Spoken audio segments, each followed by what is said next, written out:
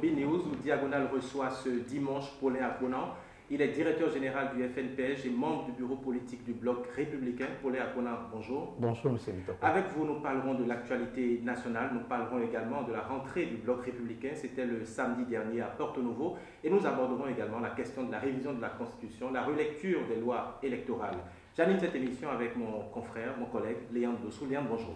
Bonjour Jean-Yves Mitoko, monsieur Akonan, bonjour. Bonjour, monsieur. Merci d'être avec nous sur l'émission Diagonale. La rentrée politique de votre parti, le Bloc républicain, c'était il y a quelques jours. Et le thème avait trait aux femmes et aux jeunes. Pourquoi cette nouvelle orientation pour le parti? Je vous remercie de m'avoir invité sur cette émission. Et nous partagerons ensemble des questions d'intérêt politique pour la nation. Et c'est effectif, il y a eu la rentrée politique du Bloc républicain, dont je suis l'un des membres du bureau politique. Et le thème, c'était jeunesse, jeunes et femmes dans l'arène politique au Bénin. Et ce n'est pas une nouvelle orientation. C'est déjà que le Bloc républicain se veut un parti politique d'avenir, un parti politique qui mise sur la relève et la relève de qualité. On ne peut pas parler de relève sans la jeunesse.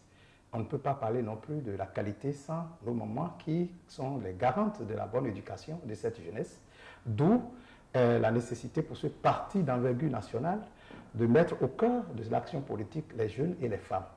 Pourquoi les jeunes et les femmes? Parce que aussi ce sont eux qui font la plus grande partie de la population, les jeunes et les femmes, et ils partagent ensemble les mêmes difficultés liées à leur autonomisation pour ce qui concerne les femmes et au sous-emploi pour ce qui concerne la jeunesse.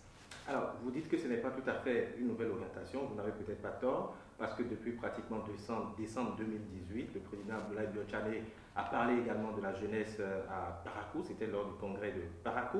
Seulement, depuis 2018, c'est pour la première fois qu'on entend encore parler des jeunes et des femmes à quelques mois des échéances électorales à venir. Je veux parler des élections communales. Est-ce que ce choix, le choix justement de ce thème n'est pas un choix intéressé ou disons-le comme ça, opportuniste? Non, pas du tout. Pas du tout. Alors, vous savez, nous sommes très organisés au sein du Bloc républicain. Nos statuts, en son article 52, a prévu déjà un quota pour la représentation des jeunes et des femmes au sein des instances dirigeantes du parti. Et 30% de représentation pour les jeunes et 30% de représentation pour les femmes. Et donc, nous sommes toujours dans la même logique. Et maintenant, nous passons à l'opérationnalisation pour, en réalité, mettre en œuvre.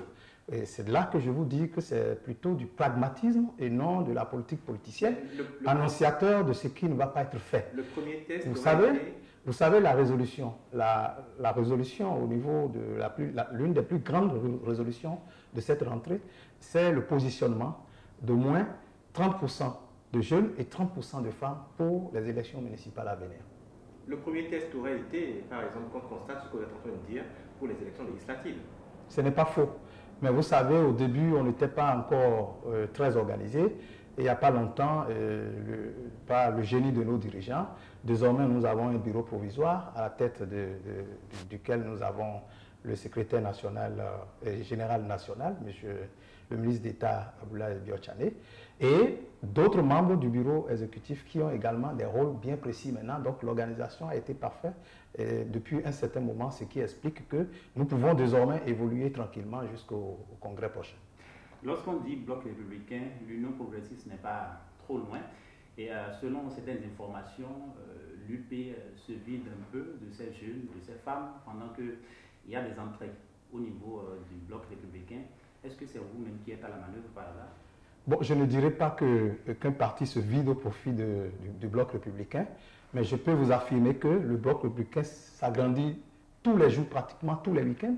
Vous avez des déclarations d'adhésion de nouvelles personnes, de nouvelles personnalités, des élus surtout, qui rallient massivement le Bloc républicain à cause justement de notre idéologie, à cause de notre organisation, à cause de la démocratisation du Bloc. Au sein du Bloc, et tout le monde donne de la voix, la jeunesse, les femmes.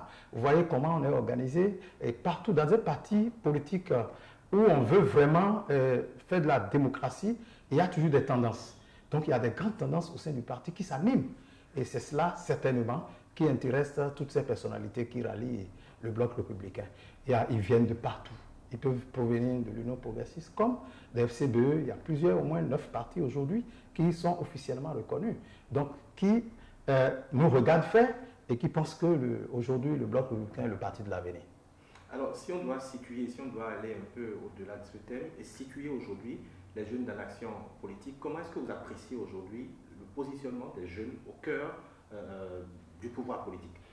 Oui, la jeunesse dans l'arène politique au Bénin, je crois que nous allons envisager ça dans le temps. Vous voyez, il y a de 1960, de l'indépendance à 1972, la jeunesse n'avait pratiquement aucun problème puisque chaque jeune, quand il sort déjà de l'école, l'emploi pratiquement l'attend. Les aînés donnaient la main facilement et tiraient les jeunes vers le haut. Mais il y a suivi l'époque de 1972 à 90 où le militantisme a commencé par l'organisation de la jeunesse pendant la période révolutionnaire. On parlait à l'époque de l'OJRB et ça a suscité l'intérêt de la jeunesse vers, n'est-ce pas, le militantisme politique. Mais la croissance économique n'a pas suivi. Ce qui fait qu'à partir des années 1990, on peut dire que la jeunesse est tombée dans le piège de la manipulation, dans le piège de l'exploitation, n'est-ce pas, des politiques véreuses. À partir de l'arrivée au pouvoir du président Patrice Talon, je dirais plutôt même en la faveur de la réforme du système partisan, et la jeunesse a pris conscience. Et aujourd'hui, veut prendre sa place dans l'arène politique, veut en s'impliquant davantage. Elle doit pouvoir également avoir sa place dans l'arène politique, mais en passant par, comme j'ai l'habitude de leur conseiller, en passant par une bonne profession qui doit se bâtir en amont avant d'aller vers l'activité politique. Mais vous parlez de quelle jeunesse, puisque la jeunesse, elle est plurielle. Je parle de toute la jeunesse béninoise. La jeunesse béninoise n'a pas de couleur. Mais je dis que c'est important que la jeunesse, dans sa prise de conscience, sache aujourd'hui que la politique n'est pas un job. La politique n'est pas un métier. La politique, c'est une expression de celui qui a envie de contribuer à la gestion de sa cité, qui ne veut pas rester en marge de l'édification de la nation. Et même pour le faire, pour bien faire cette politique, il faut pouvoir apporter quelque chose. Il faut apporter une valeur ajoutée en ayant une qualification professionnelle.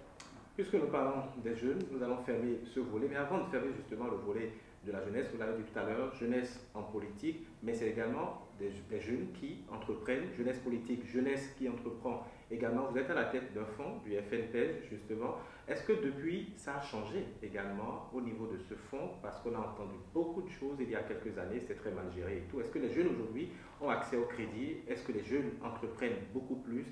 Que pouvez-vous nous dire sur les changements qu'il y a eu au FNPEJ? Je peux vous dire qu'il y a beaucoup de changements. Vous savez, comme on a l'habitude de le dire, le bien ne fait pas du bruit, et le bruit ne fait pas du bien non plus. Je crois que nous travaillons tous à soutenir un président qui a de la méthode et qui ne fait rien à moitié. Il réussit pratiquement tous ses castings. C'est parce qu'il y met de la méthode et de la manière et beaucoup d'expertise. FNPEJ aujourd'hui est en phase d'une révolution en la faveur de la jeunesse. Et très bientôt, ce sera chose faite, ce sera une réalité. Et la jeunesse béninoise va finir par comprendre que le président Patrice Talon a au cœur de sa politique le bien-être de cette jeunesse entreprenante. Est-ce que cette réforme dont vous parlez, est-ce que c'est synonyme de pause, puisque vous l'avez brossé brièvement? On n'entend plus du tout parler du FNPEJ, alors que par le passé, le FNPEJ c'était la chose des jeunes. Partout on en entend parler, il y a beaucoup d'activités, d'actions de communication, mais aujourd'hui il n'y a rien. Alors, on a même l'impression que la structure n'existe plus. La structure est bien belle. On ne peut pas continuer par faire du populisme. C'était pour quel résultat? À la période dont vous parlez, vous devez savoir à peu près les résultats que ça a donné. Ce que nous traînons aujourd'hui, comme le taux de sous-emploi très élevé, le taux de sous-emploi très élevé que nous traînons aujourd'hui, c'est l'héritage du passé. Et le populisme qu'il y a eu dans le passé, sous fond de politisation à outrance de ce fonds, n'a servi qu'à la dilapidation des fonds publics. Je me réserve de vous citer des chiffres ici, mais c'est alarmant, c'est regrettable. Mais aujourd'hui, avec le président Patrice Talon, il y a beaucoup plus de méthodes, il y a d'assurance dans ce qui se prépare et rien ne sera plus comme avant. C'est vrai que nous avons parlé très rapidement de la jeunesse et qu'on est parti au FNPEJ, mais on reste concentré sur notre émission qui concerne justement l'actualité politique et cette rentrée du bloc républicain. Si on doit revenir à la rentrée du bloc républicain, il y a eu ces recommandations à la fin des travaux. La toute première recommandation d'ailleurs, vous mentionnez dedans que vous soutenez les actions du chef de l'État. J'ai bien envie de dire, est-ce que c'était encore nécessaire de préciser ce point dans les recommandations qui ont été faites à la fin de ce congrès? Bien entendu. Pas de ce congrès, de cette rentrée. Bien entendu, vous savez très bien toute la bataille, toute la lutte que mène le président de la République pour le bien-être de notre population. Il a besoin d'être soutenu, il a besoin que le soutien soit constamment renouvelé pour qu'il sache qu'il n'est pas seul dans cette bataille. Et à cette occasion, on a parlé d'une rentrée politique. On ne saurait ne pas nous situer dans, n'est-ce pas, sous l'échiquier politique. Ce n'est pas bien de ne pas le faire. Donc c'était très important de réaffirmer ce soutien. Est-ce que ce n'était pas déjà prouvé? Est-ce que ce n'était pas déjà prouvé que vous soutenez le pouvoir? Oui. Mais j'ai dit bien, c'est une rentrée politique. On pouvait, à un moment donné, changer d'option.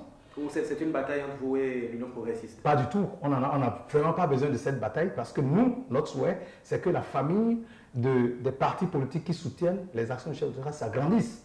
Ça, c'est notre souhait. Et nous voulons que le chef de l'État ait suffisamment de soutien. Vous voyez, quand on prend le pouvoir dans les contextes, le contexte dans lequel M. Patrice Talon a pris le pouvoir, un contexte économique très difficile, et il y avait la récession au niveau du Nigeria, et tous les indicateurs macroéconomiques étaient déprogrammés. Vous voyez, on était parti sur un taux de croissance de 2%. Et un an après... 3%. 2%. Un peu plus de 3%. 2%. Un an après, on est monté à 4,6%. 2 ans après, à 5,4%. Et aujourd'hui, on est en train de tutoyer les 7%. La tendance est restée haussière. Et malgré les conditions difficiles dans lesquelles... Et quand on est engagé pour faire des réformes, ça devient encore plus difficile parce qu'il y en a qui ne veulent pas perdre leurs habitudes et qui résistent aux réformes. Et vous voyez, autant d'intoxication, autant d'obstacles et de freins. Et quand quelqu'un travaille dans ces conditions-là, il faut qu'il ait du soutien. Et je pense que notre président a bien fait d'en faire la première résolution pour réaffirmer notre engagement aux côtés de M. Patrice Talon. Vous avez parlé de fort taux de croissance, mais ce qui est paradoxal, c'est que ça ne descend pas au niveau micro. Lorsqu'on écoute le citoyen lambda, ça ne va pas. Et forcément, vous sentez la même chose, ou alors vous entendez un peu tout ce qui se dit en termes de panier de la ménagère. Non, ce que vous dites n'est pas, vous ne pouvez pas le prouver. Et je peux vous prouver le contraire. Vous savez, en matière macroéconomique, il faut atteindre un certain nombre de niveaux de croissance avant de procéder à la redistribution de la richesse. Si vous ne le faites pas, vous allez vous retrouver avec des équilibres. Ça commence pas à trop traîner. Non, pas du tout. Aucun Béninois, tous les Béninois qui travaillent ont toujours gagné leur salaire. Vous êtes d'accord avec moi au moins. Et tous les ouvriers qui ont travaillé également ont été payés. C'est les indépendants qui exercent de façon indépendante, ont perçu les honoraires. Et ce que vous ne voyez plus, c'est que ce dont vous parlez, c'est lié au fait qu'aujourd'hui, il y a une réforme au niveau de la chaîne des dépenses publiques. On n'a plus la possibilité de dilapider les fonds publics comme cela se faisait avant. L'argent facile circulait. L'argent facile circulait, les bars se remplissaient. Et les hommes politiques avaient plusieurs maîtresses. Et vous savez, parce qu'il y avait de l'argent facile, il y avait aussi de l'argent sale. Il y avait de l'argent de la drogue, il y avait de l'argent de la fraude fiscale. Aujourd'hui, c'est fini à cause des réformes qualitatives que le chef de l'État et son gouvernement ont mis en place pour assainir la chaîne, n'est-ce pas, de dépenses publiques, pour assainir la gouvernance publique, et ce qui fait que, sous fond de lutte contre l'impunité et la corruption, et ça ne connaît personne, ni soutien, ni opposant. C'est pour cela que vous voyez que le Béninois maintenant est réduit à ce qu'il vaut. Et comme les gens vivaient au-dessus de leurs moyens, c'est un peu difficile pour eux de se réajuster. Si vous voyez quelqu'un se plaindre aujourd'hui, alors sachez que c'était quelqu'un qui vivait au-dessus de ses moyens, mais à cause des réformes qui se font aujourd'hui et qui portent les fruits, grâce à ces réformes, la population béninoise a de plus en plus de l'eau. C'est scandaleux quand vous savez qu'à Calavi, c'est maintenant que les installations d'eau se font depuis notre indépendance. Il a fallu que le président Patrice Talon ait cette volonté politique d'améliorer les conditions de vie des populations. L'électrification, le renouvellement des réseaux. Je vais parler de Maria Gelta qui va nous amener vers l'autonomisation énergétique. Et on peut parler aussi des points d'eau qui ont été mis en place sur tout l'ensemble du territoire national, surtout au niveau des collines. C'était les problèmes les plus importants au niveau des collines. Quand vous passez à Glazoé avant, vous voyez des bidons alignés, mais rassurez-vous, ce n'est pas des bidons d'essence, ce sont des bidons pour acheter de l'eau. Les gens se bousculent au niveau des forages pour aller chercher de l'eau. Les poches des Béninois vont sourire quand? Ou alors au nom du gaspillage dont vous parlez là, il vaut mieux qu'on oublie ça tout à l'heure. Non, l'argent de l'État n'est pas à dilapider. Les ressources publiques doivent être, lorsque vous voulez gagner de l'argent auprès de l'État, ça doit être mérité. Il faut qu'il y ait une contrepartie économique pour l'État. Et donc, ce que j'étais en train d'expliquer, c'était que dans un passé récent, on a vu au nom de la politique, au nom du populisme, certains dirigeants se sont permis de dilapider de l'argent public. C'est ça qu'on appelait le social. Le Béninois avait été habitué à cette manière de faire. Mais avec l'arrivée au pouvoir du président Patrice Talon, avec les réformes qui ont été engagées, notamment dans la chaîne des dépenses publiques, sous fond de lutte contre la corruption et de l'impunité, désormais, tous les Béninois sont égaux devant le service public. Vous parlez de dilapidation. Est-ce que vous avez pesé le mot? Bien entendu, s'il y avait un autre mot plus fort pour l'exprimer, je l'aurais utilisé. Malheureusement, il n'y en a pas. Ce que je vous dis est vrai. Tout le monde, vous le savez très bien. Aujourd'hui, le président Patrice Talon a passé le temps de corriger, de payer pour les erreurs de ses prédécesseurs. Et maintenant, il est en train de remonter la pente. C'est pourquoi vous pensez que 3 ans, c'est trop. Et que les gens devraient sentir. Vous voulez que les gens sentent quoi dans leur poche? Vous devez sentir dans votre poche ce que vous gagnez par le mérite. Nous sommes désormais dans un état de droit où tous les Béninois sont égaux devant le service public. Il faut mériter ce que vous gagnez. Alors, Paulin Akonan, vous avez décrit tout à l'heure un tableau économique très reluisant, mais au plan politique, il y a eu beaucoup de conflits, il y a eu beaucoup de tensions cette année. Il y a eu notamment un dialogue politique, c'était au début du mois d'octobre. Au cours des recommandations, sinon au cours des travaux qu'il y a eu à Porto Novo pour la rentrée du bloc républicain, dans vos recommandations, vous disiez que vous étiez prêt à accompagner tout ce qui avait été dit au cours de ce dialogue politique. Premier problème, il y a eu la révision de la Constitution tout récemment et le seul parti de l'opposition qui a pris part justement à ce dialogue politique, les FCBE, disent que tout ce qui a été fait au Parlement n'avait pas été dit au Palais des Congrès. Comment est-ce que vous voulez arriver véritablement à faire respecter ou à conduire les acteurs politiques à respecter ce qui a été dit au cours de ce dialogue politique? Je vous remercie. La question est un peu longue, j'espère que vous... J'ai bien compris la problématique, je vous ai bien compris. Je crois qu'il faut d'abord commencer par féliciter, remercier le chef de l'État pour avoir initié ce dialogue politique qui a réuni tous les partis politiques du Bénin, je dirais. En tout cas, tous les partis politiques qui étaient à jour vis-à-vis de la loi ont été conviés à ce dialogue politique. Tous étaient présents sauf un seul. Donc, nous avons eu 9 partis politiques qui ont véritablement participé aux travaux et les recommandations ont été des recommandations de consensus. Les conclusions ont été paraphées, signées par tous les représentants des partis politiques à ce dialogue. Donc, c'est un dialogue politique de consensus. Ils sont allés de compromis en compromis sans accepter la compromission. Mais qu'est-ce qu'il fallait faire? Le chef de l'État a prouvé sa bonne foi. Au lendemain de la fin de ce dialogue politique, le chef de l'État a convié la conférence des présidents de l'Assemblée nationale. Absolument. Pour dire que chacun doit pouvoir jouer son rôle. Lui, il était prêt à jouer son rôle et que, puisque la solution est politique, cela ne peut se régler qu'au sein de l'Assemblée nationale. C'est des questions de loi, ce sont des questions de modification de la loi. Et donc, chacun a pu jouer son rôle. Et c'est là aussi qu'il faut saluer cette Assemblée nationale qui s'est réunie très rapidement. Ils ont travaillé des jours et des nuits pour pouvoir tenir et aller rapidement dans la mise en œuvre, n'est-ce pas, des résolutions de ce dialogue politique. Pourquoi? Pour amener la paix et l'apaisement. Vous ne parlez pas de la loi de l'amnistie qui a permis de libérer un certain nombre de personnes qui ont contribué aux événements, aux malheureux événements ayant suivi les élections. L'ancien président Boni a dit par exemple qu'il n'est pas concerné par cette loi d'amnistie. Bon, est-ce qu'il avait été poursuivi? S'il avait été poursuivi, oui. Je ne voudrais pas qu'on fasse de la polémique autour parce que c'est du passé.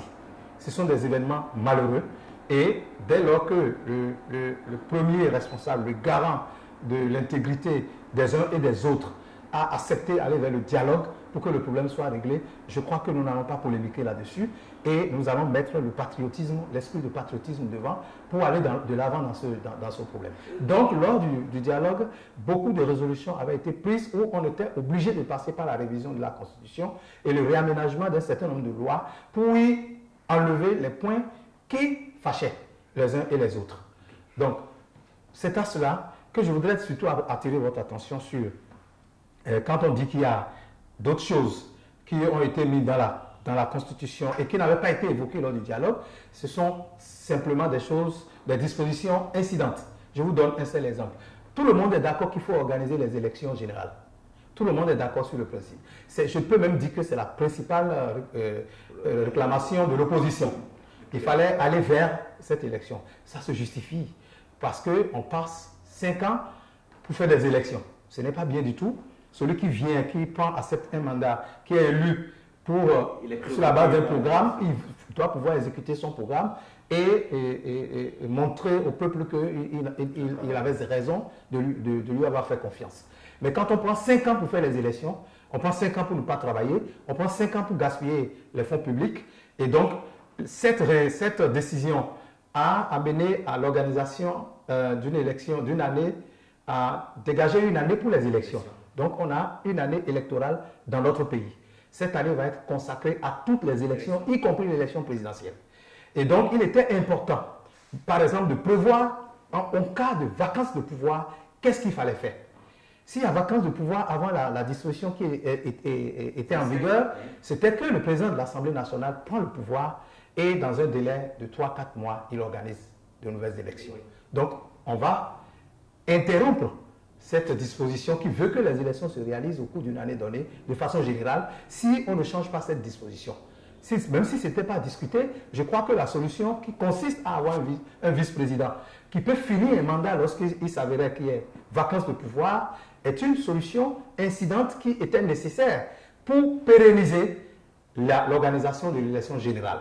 Donc, beaucoup d'autres dispositions incidentes comme ça peuvent exister et allant dans le sens, tant que ça va dans le sens de la réalisation de ce que, de façon consensuelle, a été retenu au cours du dialogue politique, on ne peut plus dire que les gens n'en ont pas décidé, puisque ça va dans le même sens. Ça ne remet pas en cause les décisions collectives qui ont été prises. Est-ce qu'en amont, on n'aurait pas dû lancer le débat national par rapport à tout ce que vous venez d'expliquer, tout ce que vous expliquez là? Parce qu'on parle quand même de la loi fondamentale qui a été modifiée en beaucoup d'articles et ça a été fait en procédure d'urgence, ça a été fait nuitamment, ça a été fait même, il y a eu beaucoup de discrétion, pour ne pas dire en catiménie. Est-ce qu'il ne fallait pas lancer le débat? Pourquoi avoir procédé ainsi? Non, je pense que il faut revenir sur le contexte. Si vous voulez faire allusion à la conférence nationale de 1990, je peux vous dire que le contexte n'est pas le même. Nous n'avons pas un problème économique. Nous ne sommes pas en crise. Le Bénin n'est pas en crise. Il y a une nouvelle loi. Vous savez que cette loi a été initiée avant l'arrivée au pouvoir du président Patrice Talon.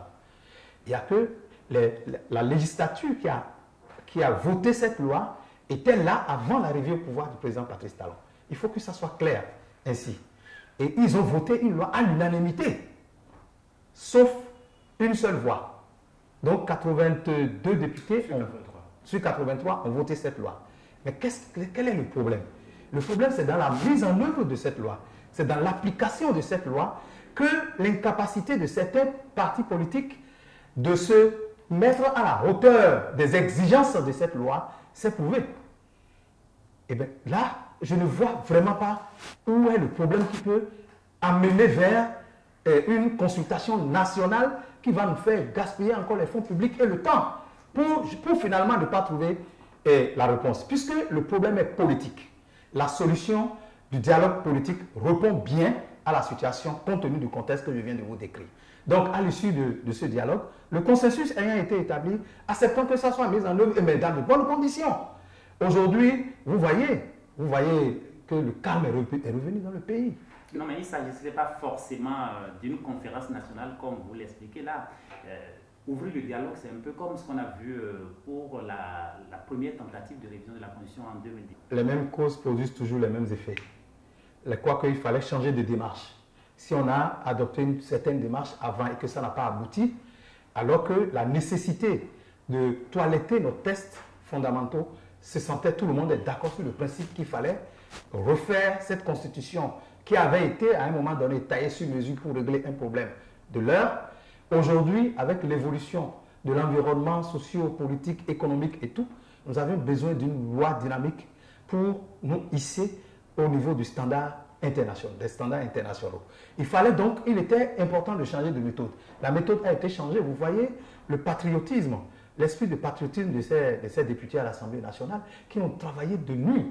Pourquoi on ne félicite pas quelqu'un qui fait bien au Bénin et que tout le temps on va faire des polémiques autour de ce qui se fait bien? Parce que ce n'est pas soi qui l'a fait. Non, quand les autres font bien, je crois qu'il faut les féliciter. Il n'est pas donné à un député à l'Assemblée nationale de passer 3 jours à l'Assemblée parce qu'on veut doter le pays d'un outil qui va nous faire avancer. C'est un outil moderne qui répond à l'exigence de l'heure. Paulin, nous allons vers la fin de cette émission. Vous avez dit tout à l'heure que le calme est venu, le calme est revenu, qu'on a révisé la Constitution et que maintenant c'est le calme plat dans le pays. Est-ce que ce n'est pas le calme avant la tempête? Parce que depuis cette révision, l'opposition ne s'est pas prononcée. Je cite comme ça, le candidat Zanaï ne s'est pas prononcé, le président Nicéphore Soglo ne s'est pas prononcé, plusieurs figures de l'opposition ne se sont pas prononcées sur cette révision de la Constitution. Est-ce que selon vous, ça ne cache pas quelque chose? Moi, je pense que l'opposition béninoise est plus intelligente que ce que vous dites.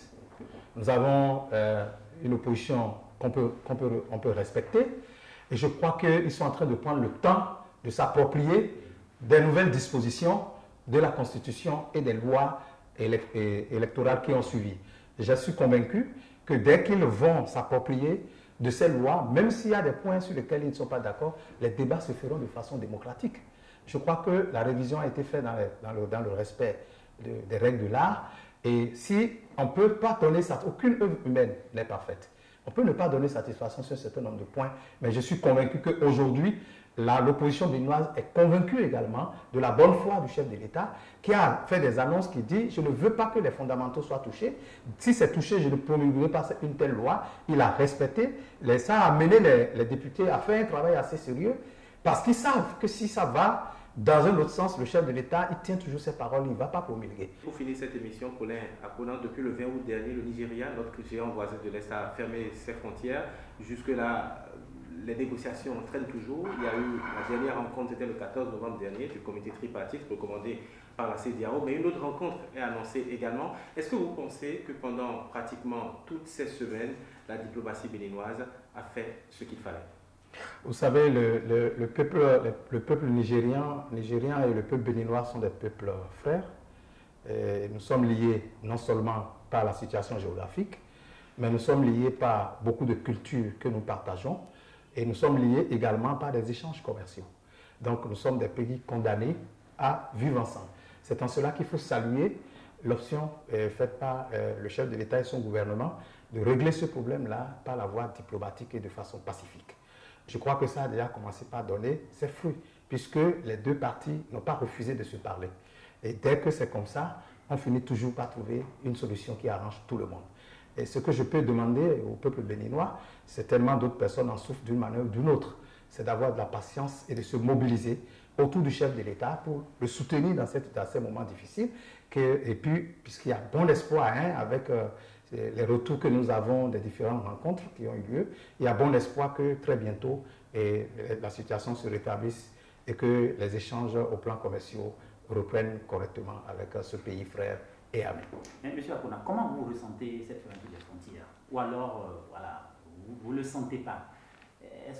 Comment est-ce que vous, puisque une situation n'est jamais vécue de la même manière par l'un ou par l'autre, mais vous, de votre position, de membre du parti soutenant le chef de l'État, de directeur d'une structure d'État, comment vous ressentez la fermeture des frontières? Personnellement, je perçois la situation comme une épreuve qui me permet personnellement de tirer la conclusion que le Bénin a changé. Que le Bénin a changé parce que ce n'est pas la première fois qu'on connaît la fermeture des frontières. Et vous voyez que dans l'opinion publique, ça fait moins de bruit que les fois passées. C'est-à-dire que l'impact n'est pas aussi négatif ni fort comme les fois passées. Parce que le Bénin, avec les réformes qui ont été entreprises, se prépare à résister au choc extérieur. Et c'est cela même l'indépendance d'un pays. Un pays qui n'est pas économiquement indépendant et qui dépend systématiquement de la santé économique de son voisin n'est véritablement pas indépendant. Je crois que sur ce chemin, sous le leadership du président Patrice Talon, le Bénin a fait des avancées dans la résistance, n'est-ce pas, au choc extérieur. Et je crois qu'il faut encourager le gouvernement à continuer dans ce sens. Parce que le Bénin, par exemple, est sur la voie de se rendre autonome au plan énergétique. Et tout développement passe par là. Si nous devenons autonomes, nous allons industrialiser le pays et nous aurons abondamment de main-d'œuvre. Nous aurons de la production locale et nous pourrons consommer local et voire desservir les pays extérieurs. Je crois que c'est une très bonne chose. Les réformes, le chef de l'État doit être encouragé, continuer ces réformes pour que le Bénin véritablement se révèle davantage. Merci à vous, M. Paulin Apouna. Merci pour cet éclairage que vous nous apportez. Merci pour vos différentes réponses à nos différentes préoccupations. C'était un plaisir donc, de partager ce moment de télévision avec vous. Merci à vous aussi, Jean-Luc Mitopé. Merci. On dit à la prochaine, n'est-ce pas? À la prochaine. Merci.